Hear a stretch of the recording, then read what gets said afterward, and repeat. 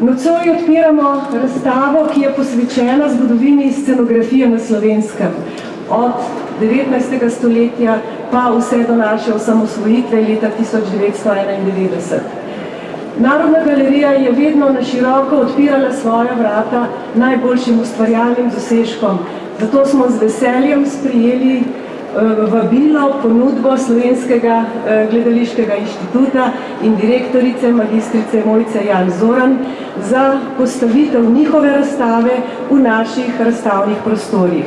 Med razstavljenimi eksponati je tudi nekaj takih, ki so v lasti Narodne galerije, pa do sedaj niso bila razstavljena. To so na primer dela Jurija Šubica, Avgusta Černigoja, Maksima Gasparija, Ivana Vavkotiča, Božidarja Jakca in še nekaterih, ki so zdaj predstavljena v primernem kontekstu in osvetljena strokovno, specifično strokovno lučjo. Prostor v prostoru, kot je naslov te naše razstave, je pravzaprav projekt Slovenskega gledališkega inštituta, ki smo ga začeli že pred leti v okviru zgodovinjenja slovenskega gledališča. Po gorah predelanega in pregledanega materijala je nastala monografija Prostor v prostoru, zgodovina oziroma slovenska scenografija od 17. stoletja do leta 1991, ki smo jo izdali v začetku letošnjega leta in katerega avtorica je Ana Kocijančič. To je bila prva postaja tega projekta. Ta druga postaja, osrednja postaja tega projekta pa je razstava, ki jo danes odpiramo z vsemi raznovrstnimi spremljevalnimi programi, ki to razstavo tudi spremljajo.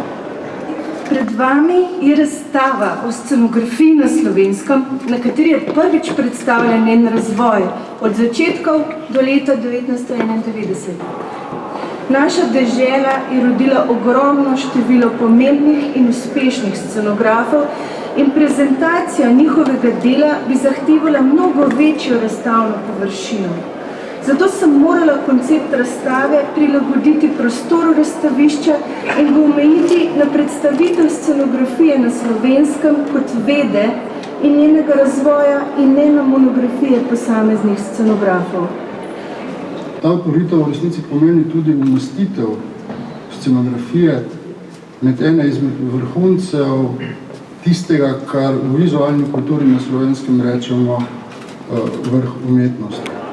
Fascinantno je tudi to, da so naši avtori, naše avtorice v resnici vedno bili nekje v vrhu raziskovanj, v vrhu tistega, kar je gnalo celo sceno, tudi evropsko, naprej.